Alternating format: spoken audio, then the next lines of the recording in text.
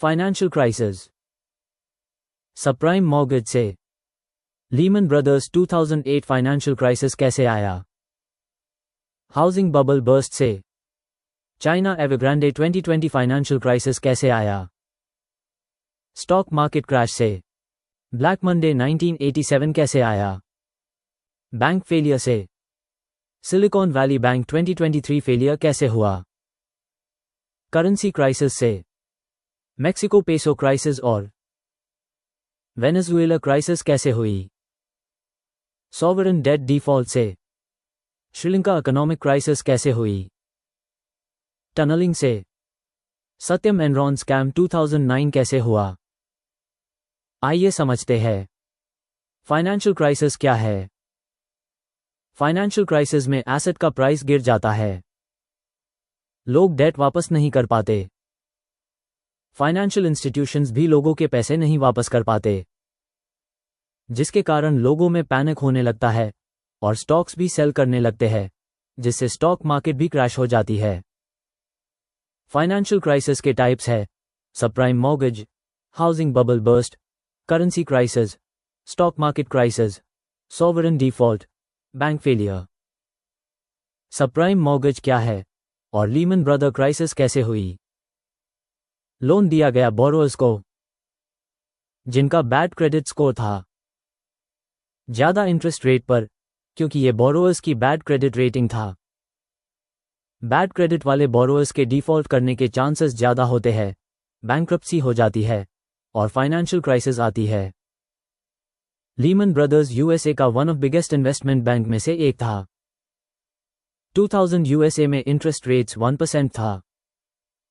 क्योंकि interest rate कम था तो लोगों ने लोन्स लेकर रियल एस्टेट प्रॉपर्टी में इन्वेस्टमेंट करना शुरू कर दिया।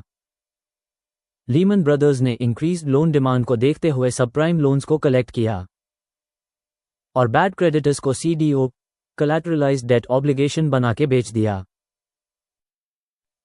लेकिन 2008 में यूएसए फेड ने इंटरेस्ट रेट्स को बढ़ाकर 5% कर दिया, इन्फ्लेशन से लड़ने के लिए।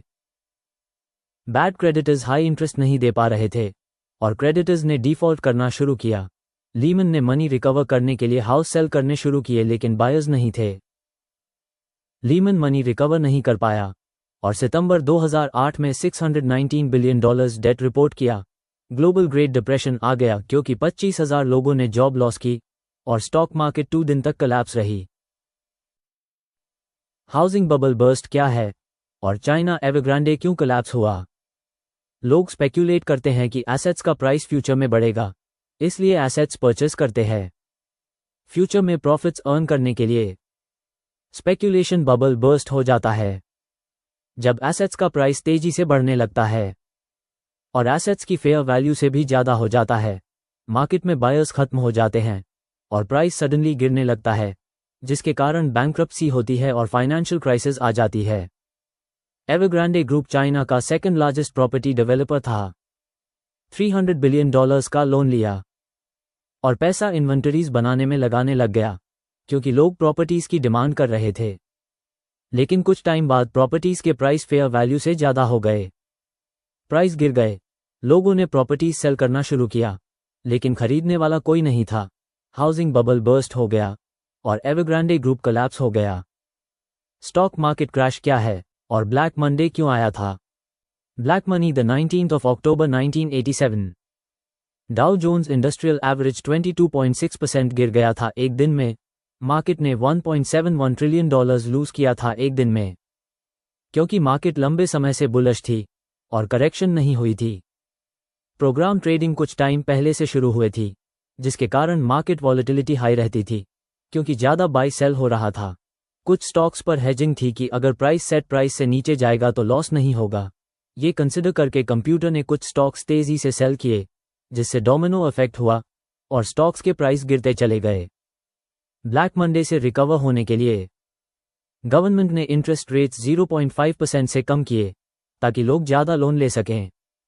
बिलियन डॉलर्स मार्केट में इन्वेस्ट किए गए और न्यू रिफॉर्म्स इंट्रोड्यूस हुए, जैसे कि stock market circuit breakers. Bank failure क्या है और सिलिकॉन वैली बैंक कोलैप्स क्यों हुआ? Silicon valley bank 16th largest bank था विद $209 बिलियन एसेट्स, जो स्टार्टअप्स और वेंचर बैक्ड फर्म्स को मनी लैंड करता था। सिलिकॉन वैली बैंक में हेवी डिपॉजिट्स हुए 2019 से 2022 में। बैंक ने ये डिपॉजिट्स में से कुछ % कैश में रखा और मेजॉरिटी ट्रेजरी बॉन्ड्स और लॉन्ग टर्म डेट फंड्स में इन्वेस्ट कर दिया। ये फंड्स कम रिटर्न्स देते हैं और रिस्की भी कम होते हैं लॉन्ग टाइम पीरियड में। लेकिन फेड ने 2023 कोविड के बाद इंटरेस्ट रेट्स बढ़ा दिए इन्फ्लेशन कंट्रोल करने के लिए। लोगों को ज़्यादा इंटरेस्ट रेट्स मिल रहे थे और कुछ टेक कंपनीज को हैवी लॉस हुआ था। लोग अपना पैसा सिलिकॉन बैंक से निकालने लगे क्योंकि उन्हें ज़्यादा रिटर्न वाले बॉन्ड मिल रहे थे। वहीं कुछ टेक कंपनीज को फाइनेंशियल क्राइसिस से रिकवर होने के लिए अपना पैसा चाहिए था। सिलिकॉन वैली बैंक ने ट्रेजरी बॉन्ड्स और लॉन्ग टर्म बॉन्ड्स सेल करना शुरू किए लोगों का पैसा देने के लिए। लेकिन अगर लॉन्ग टर्म बॉन्ड्स को शॉर्ट टर्म में सेल करते हैं तो लॉस होता है। वही सिलिकॉन वैली बैंक के साथ हुआ।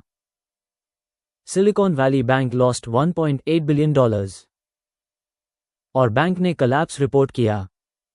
करेंसी क्राइसिस से इकोनॉमिक और फाइनेंशियल क्राइसिस कैसे आता है? 1994 मेक्सिको पेसो क्राइसिस हुई क्योंकि मेक्सिको ने अपनी करेंसी पेसो को डिवैल्यू किया डॉलर के कंपैरिजन में।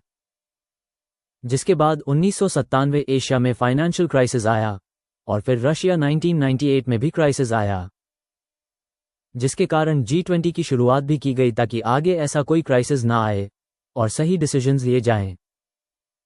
वेनेजुएला करेंसी क्राइसिस ने वेनेजुएला में इकोनॉमिक डिजास्टर क्रिएट किया।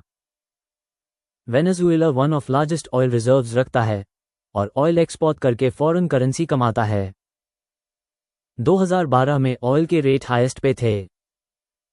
वेनेजुएला ने अर्निंग्स को ऑयल प्रोडक्शन की एक्सपेंशन में ना यूज करके सोशल वेलफेयर में यूज किया। लोगों को फ्री प्रोडक्ट्स देने शुरू किए और पैसों को कंजम्पशन में इन्वेस्ट किया। प्राइवेट कंपनियों को सब्सिडीज के कारण लॉस होना शुरू हो गया और कंपनीज बंद होने लग गई। फिर 2013 में ऑयल के प्राइस भी गिरने लगे। गवर्नमेंट को फॉरेन करेंसी रेवेन्यू जनरेट करने में प्रॉब्लम्स हुई, जिस फॉरेन करेंसी से वेनेजुएला गवर्नमेंट इंपोर्ट्स कर रही थी लोगों की डिमांड मीट करने के लिए। फिर क्राइसिस से बचने के लिए मनी प्रिंटिंग शुरू कर दी। अब प्रोडक्शन भी नहीं हो रही थी और दूसरे कंट्रीज से परचेस भी नहीं हो रही थी। करेंसी प्रिंटिंग से प्रोडक्ट्स अवेलेबल नहीं हो पा रहे थे, सप्लाई खत्म हो गई, डिमांड बढ़ती चली गई, करेंसी की वैल्यू गिरती गई, ज़्यादा पैसों से भी प्रोडक्ट्स नहीं मिल रहे थे। इन्फ्लेशन 2019 में 3,80,000% था। वही इंडिया का इन्फ्लेशन 4.5% था। अगर कंपैरिजन करें तो पता चल रहा है प्राइस कितने ज़्यादा बढ़ गए वेनेजुएला में और करेंसी ने वैल्यू खो दी, जिससे फाइनेंशियल क्राइसिस और इकोनॉमिक क्राइसिस आ गया और Venezuela worst case of hyper inflation बन गया। सॉवरेन डेट डिफॉल्ट से श्रीलंका में फाइनेंशियल और इकोनॉमिक क्राइसिस कैसे आया? श्रीलंका फॉरेन करेंसी अर्न करने के लिए टूरिज्म पे हेविली डिपेंडेंट है, लेकिन 2020 में कोविड होने से और श्रीलंका टेररिस्ट अटैक्स से टूरिज्म खत्म हो गया। श्रीलंका के विदेशी पैसे धीरे धीरे खत्म हो गए क्योंकि श्रीलंका फर्टिलाइजर इंपोर्ट कर रहा था फूड प्रोडक्शन के लिए, लेकिन फॉरेन करेंसी रिजर्व्स नहीं बचे थे इंपोर्ट्स करने के लिए। तो उससे बचने के लिए ऑर्गेनिक फार्मिंग में हेविली इन्वेस्ट किया कि अपना फूड प्रोडक्शन खुद करेंगे और फर्टिलाइजर इंपोर्ट करने की ज़रूरत ही ना पड़े। फर्टिलाइजर का इंपोर्ट्स बंद कर दिया, लेकिन ऑर्गेनिक फूड प्रोडक्शन में टाइम लगता है। वही फर्टिलाइजर का इंपोर्ट भी बंद हो चुका था, फूड प्रोडक्शन नहीं हो रही थी, जिसके कारण फूड क्राइसिस और इन्फ्लेशन होने लगा। जिसे बचने के लिए वर्ल्ड बैंक से फॉरेन करेंसी लोन्स लेना शुरू किया। श्रीलंका का सॉवरेन डेट डिफॉल्ट 2022 में $8.6 बिलियन था। श्रीलंका में इन्फ्लेशन, इकोनॉमिक क्राइसिस और फाइनेंशियल क्राइसिस हुई। टनलिंग क्या है और टनलिंग का यूज करके सत्यम स्कैम कैसे हुआ? टनलिंग में majority share holder confidential information का यूज करते हैं इलीगल तरीके से अपने प्रॉफिट्स के लिए। सत्यम कंप्यूटर्स एस्टैब्लिश हुआ 1997 में। 1990 से 1991 में बॉम्बे स्टॉक एक्सचेंज में लिस्ट हुआ। राजू ने पैसा रियल एस्टेट में इन्वेस्ट करना शुरू किया, जैसे कि माइटर्स इंफ्रास्ट्रक्चर और माइटर्स प्रॉपर्टीज का खरीद करना। कंपनी की फाइनेंशियल स्टेटमेंट्स मैनिपुलेट करके, जैसे कि 50 करोड़ के प्रॉफिट को 500 करोड़ का प्रॉफिट दिखाया गया, फेक अकाउंट्स बना के। दिखाया कि कंपनी तेजी से ग्रो कर रही है, जिसके कारण शेयर प्राइस बढ़ने लग गए।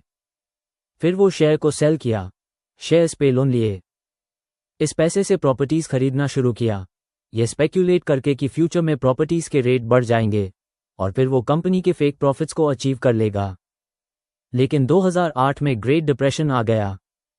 राजू को प्रॉपर्टीज में हैवी लॉस हुआ, जिसके कारण वो फेक प्रॉफिट नंबर्स और रियल प्रॉफिट नंबर्स के गैप को फिल नहीं कर पाया।